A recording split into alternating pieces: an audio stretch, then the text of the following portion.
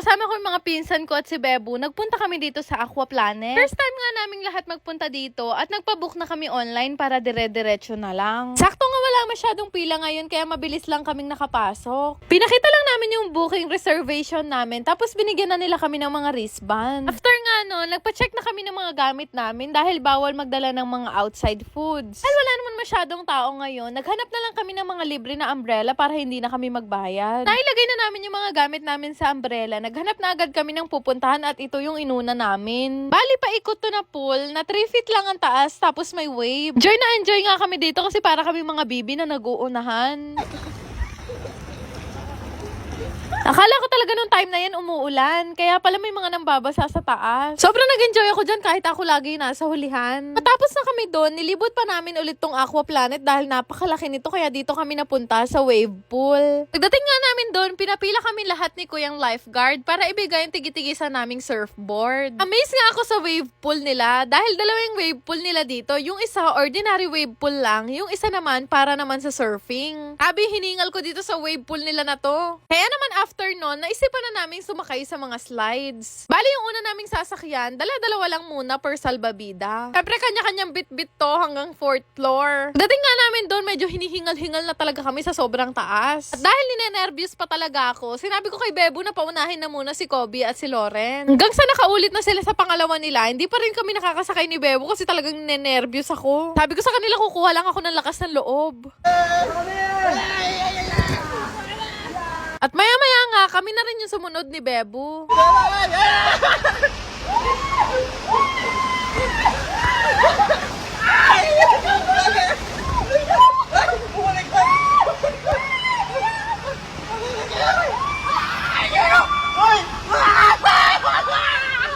Naloka talaga ako sa unang sinakyan namin ni Bebo. Paano ba naman bumaligtad yung salbabida na sinasakyan namin? After no, naglakad-lakad na ulit kami at lumipat na sa mga ibang slides. Gulat nga ako kasi ito na agad yung pinuntahan namin. Madalas ko kasi ito nakikita sa social media. Tapos ganito lang pala itsura niya. Hindi naman pala siya nakakatakot.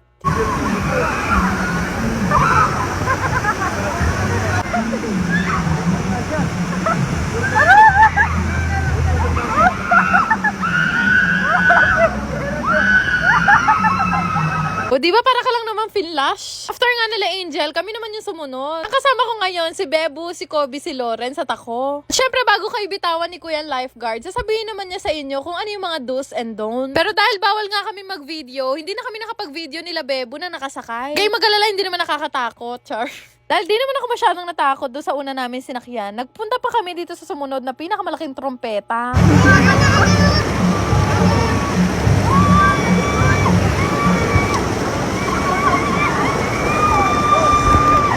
Grabe siya, parang wala lang, hindi mo na ako masyado sumigaw. Sa paglalakad nga namin, may nakita akong baril dito sa taas. Tapos may mga nakita akong couple sa baba. Pinagbabaril ko sila kasi hindi sila pwedeng maging masaya. Hinahanap na naman nga ako panibagong slide at this time, hindi na talaga ako sisigaw.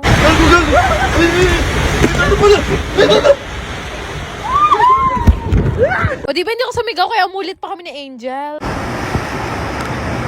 Pinaka natawa talaga ako kasi may nakita akong mini wave pool para pala to sa mga bata. Sa paglalakad nga namin, meron naman kami nakitang colorful na slide. This time, isa-isa na lang talaga kami. Hinamon ko talaga sila ng karera.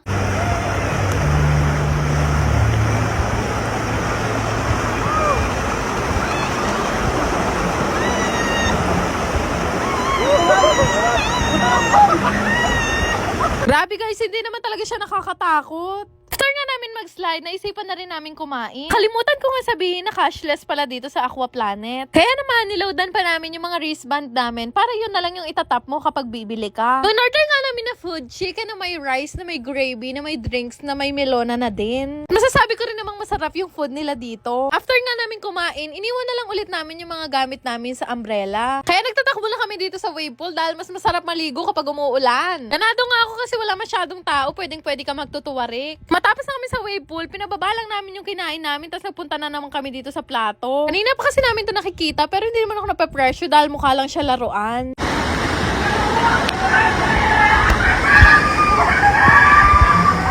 O, ganun lang yun guys, simple rides. Maya naman nagkaayaan naman sila dito sa may portal.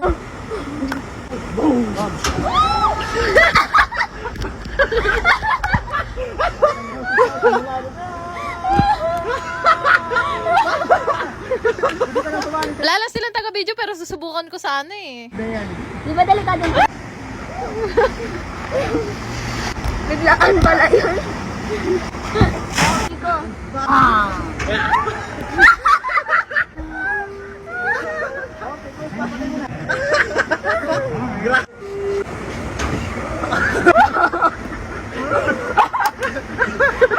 Sakto nga nakahabol pa sila sa last ride kasi sarado na yung Aqua Planet. Grabe yung experience namin dito. Parang hanggang ngayon naiwan pa rin sa trumpeta yung kaluluwa ko. Joke lang, hindi mo na ako natakot. Char. Shoutout nga pala kay Badet, Princess Adia, Beb Daria, Patricia Mones, Joanne Lustre, Myra Torres, Karen, John Jester, at kay Tita Normie Ferrer. Shoutout po sa inyo lahat!